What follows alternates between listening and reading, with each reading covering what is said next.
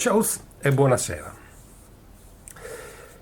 Oggi continueremo a parlare delle parole e vorrei dare prima una risposta ad Antonio che mi ha mandato un messaggio personale.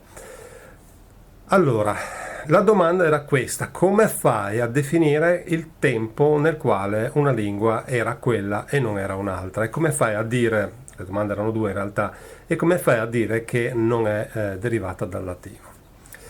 La lingua, ad esempio, nazionale piuttosto che le lingue romanze in senso generale.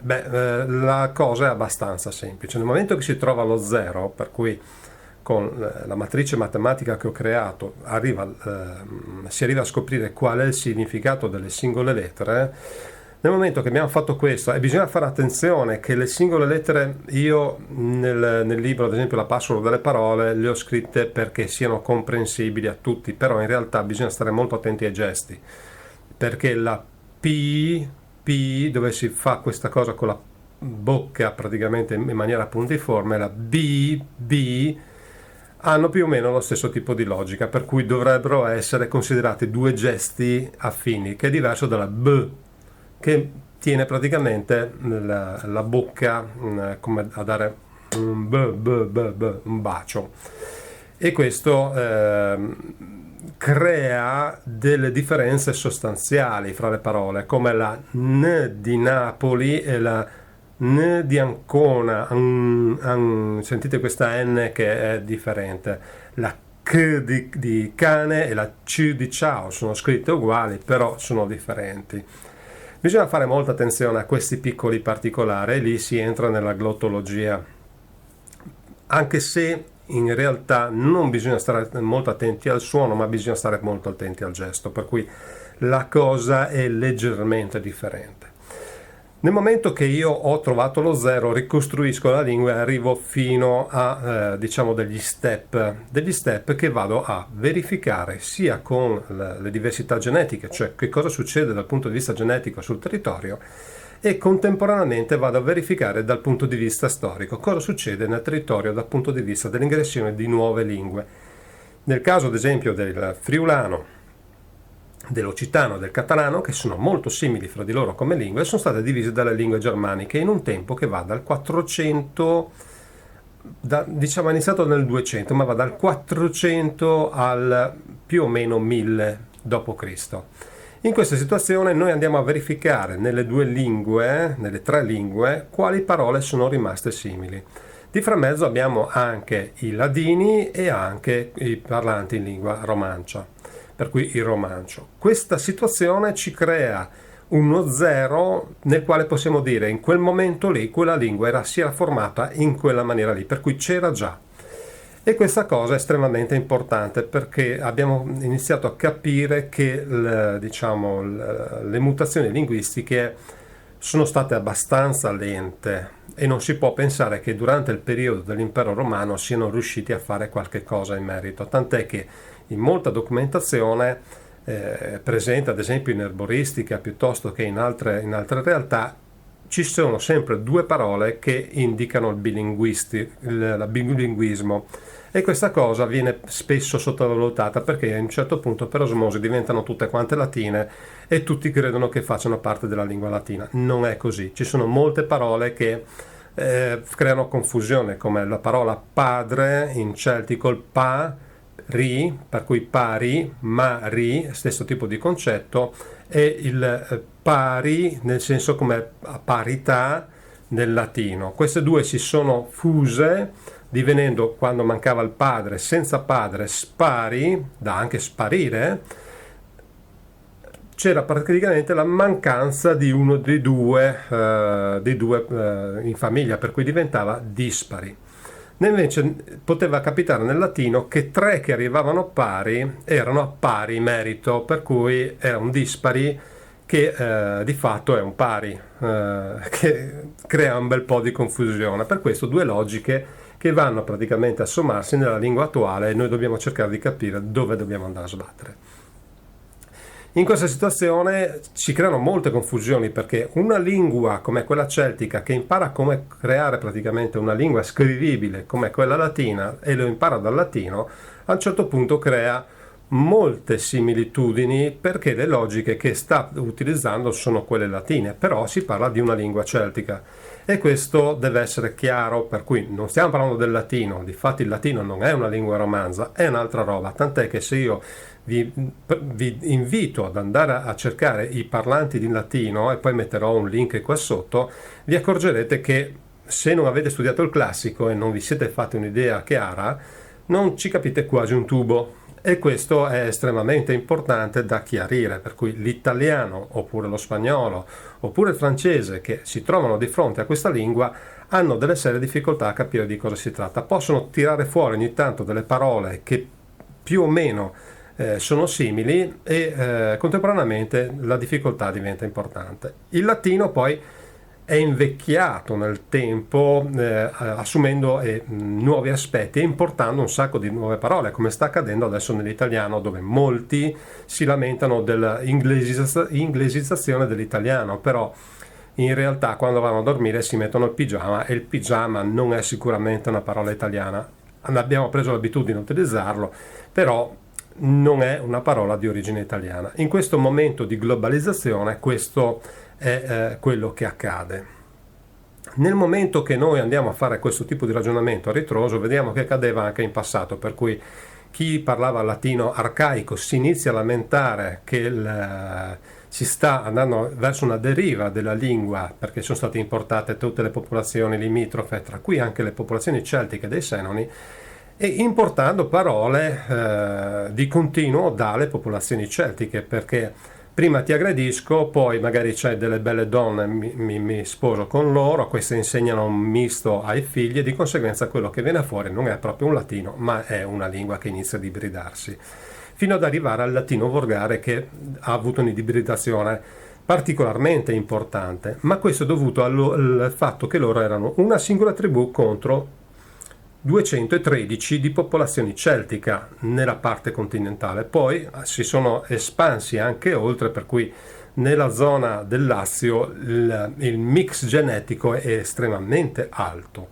cosa che non avviene ad esempio nelle popolazioni del nord Italia che hanno un mix genetico estremamente più basso e nelle popolazioni del nord, diciamo dal Po in su, dalla Toscana in su, c'è un mix abbastanza non proprio così importante, perché comunque va ricordato che l'Italia è un mix genetico unico al mondo, per cui noi siamo in un posto dove il mix, diciamo, di tutto ciò che stava intorno al Mediterraneo è stato fatto nelle nostre zone.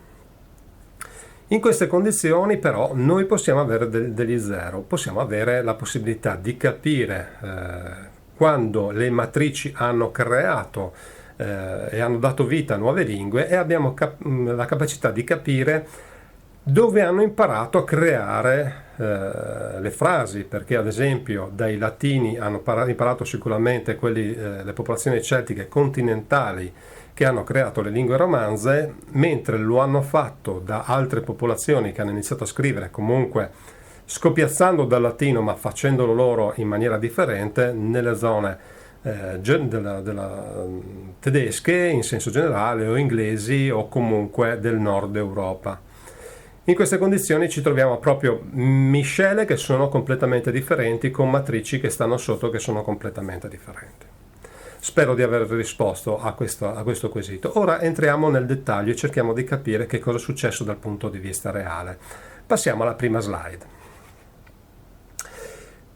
Qui di fronte abbiamo le parole che ho citato la volta scorsa. Abbiamo in friulano tomari, che significa tua madre, abbiamo in veneto tomare, che significa tua madre, abbiamo in spagnolo tomare, che significa prenderò, anzi tomare, che significa prenderò, giapponese tomare, che significa fermarsi, in italiano tomaia, che è la tomaia che conosciamo in maniera abbastanza semplice. Ora vi rendete conto che sono parole praticamente quasi uguali. Abbiamo il tomare, il tomare e il tomare, che sono praticamente veneto, spagnolo e giapponese, che sono praticamente, se si può dire, quasi identiche. In queste condizioni uno dice: come mai che relazione c'è fra queste parole? È abbastanza improbabile che si possa definire una relazione abbastanza semplice. Io ho scomposto la lingua e mi sono venute fuori dei significati per le singole lettere, e adesso qui farò vedere la prossima slide, dove abbiamo la T che significa superficie, la O che significa perimetro, la che significa me, la A significa fare. La R è una lettera particolare come la P. Vediamo che significa pianta, nel senso di fermo, piantato, in sosta, immobile in un certo senso, perché il concetto di pianta, un po' come accade oggi quando si dice io mi sono piantato con la macchina, no? Io mi sono fermato. Questa idea è rimasta nel tempo da tempi antichissimi. Di conseguenza pianta nel senso di qualche cosa che sta fermo, sta immobile, è in sosta in qualche modo, è diciamo più o meno da considerare tra virgolette eternamente lì, per il concetto di tempo che avevano, che non ce l'avevano il concetto di tempo. Poi vedremo anche quello. Poi abbiamo la parola qui che indica un posto indicato col dito. Questa cosa è estremamente importante. Non dobbiamo mai pensare che il qui, quando uno indicava la parola qui, fosse quel posto che intendiamo adesso, cioè un posto vicino a se stessi, ma era un posto indicato col dito, per cui ad esempio nel friulano per indicare la parola cielo si dice cosa, qui grande, indicando tutta la volta celeste con il dito, per cui ciel. Poi abbiamo il verbo essere, che la E, come lo diciamo in italiano. In molte lingue le singole parole già riportano quello che potrebbe essere il concetto originale, più o meno. A volte si fermano in un contesto di congiunzione, come la lettera o questo o quello, che indica un confine fra le due cose, per cui sempre la parola perimetro che ho citato prima. Ora andiamo a vedere cosa succede. Non facciamo null'altro che prendere le parole che abbiamo detto, le scomponiamo per singole lettere, per cui non importa se tua madre è diviso tra tua e madre, o tomare in giapponese è tutta quanta intera, e andiamo a fare una lettura che è diversa dal solito. Iniziamo dal fondo, per cui dalla fine della frase, e andiamo verso le prime lettere, per cui prendiamo la parola ad esempio tomari, in friulano significa tua madre, abbiamo I qui, R pianta, per cui ferma, per cui mette praticamente, nel senso di piantare proprio, di fermare, di mettere praticamente in questo caso al mondo, fare me, per cui ha messo me al mondo. Questa è la parola mari, che significa proprio madre. Poi dice superficie, guardate che inverto tutte quante le due lettere, poi dice perimetro. Per cui l'ho invertite, sono partito dal fondo creando una grammatica e le ultime due lettere le invertite. Superficie, perimetro sta a indicare una persona. Cosa significava? Che se io arrivo vicino a una persona e dico te, e tocco il petto indicando la superficie del petto, era praticamente indicare te. Difatti se io dico la parola amamat in napoletano, ci accorgiamo che lo dice con la T e basta, perché il napoletano è una di quelle lingue che ancora conserva questa parte molto gestuale, dove si va a toccare, dove si va a gesticolare, dove si fa a fare dei movimenti che indicano la persona. Da notare che la parola T, quando noi la diciamo, a un certo punto tocchiamo la superficie del palato e significa appunto superficie. Per cui indico superficie, perimetro, ciò che ti appartiene, in un certo senso tua. Nell'italiano è ancora più preciso, perché superficie caldo, perimetro, significa quello che tu emetti, quello che è tuo, quello che sei tu che generi, quello che è di tua proprietà, anche il vestito, per cui superficie, perimetro, quello che hai addosso, quello è tuo. Il concetto di tuo per loro era abbastanza arcaico, per cui era difficile pensare ad avere terreni, ad avere qualsiasi cosa diciamo di esterno a se stessi. Una volta erano proprietari solamente di se stessi. Sono stati un po' i romani a insegnare il concetto di possesso alle popolazioni celti. Loro si spostavano, avevano un territorio. All'inizio, prima di trovarsi soggiogati dai romani, dicevano sì, non dobbiamo litigare per sta cosa, qui vado da un'altra parte. Non è che ne stavano a far tanta cagnara. Per quanto riguarda il Veneto, torniamo alla slide, abbiamo essere, a differenza dell'I, per cui essere pianta, fare me, per cui essere, sono diventato piantato, mi ha piantato fare me, per cui tu, to in questo caso come prima, come nel friulano. Il re, guardate questa cosa estremamente importante, perché colui che pianta è colui che feconda, per cui Toma re è colui che feconda, e questa cosa rimane ed è estremamente importante. Lo troviamo anche nella parola Epore Dorix, che era un principe relativo praticamente alle popolazioni celtiche, citato da Cesare. Questo re ha questa caratteristica.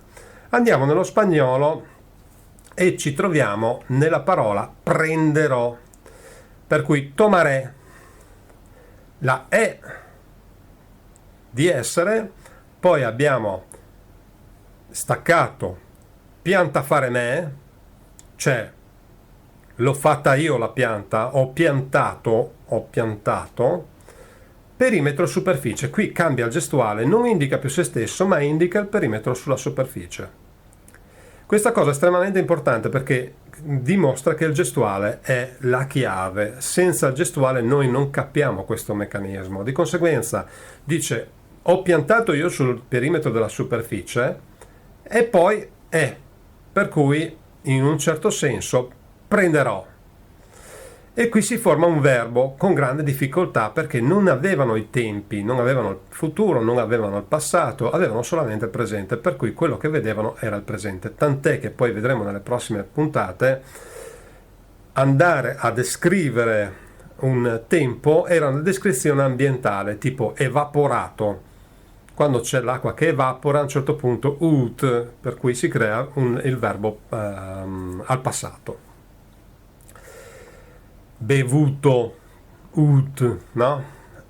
Poi abbiamo la parola in giapponese. Questa cosa è fighissima perché a un certo punto usciamo fuori dall'Europa, andiamo dall'altra parte del mondo, in un posto dove parlano una lingua che abbiamo visto, messo il ideogramma proprio apposta prima, e dicono essere pianta, cioè mi sono fermato, me fare, io mi sono fermato, che è la stessa roba di prima, sulla superficie del perimetro, che uno può essere anche caduto sulla superficie, sul perimetro della superficie, oppure può essere arrivato a perimetro della superficie, dove finisce il confine, no? Io mi fermo.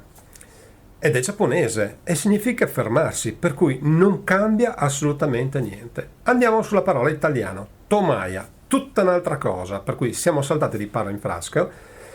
Dicono fare qui. Qui abbiamo la scarpa, la tomaia è la parte superiore, questa qua.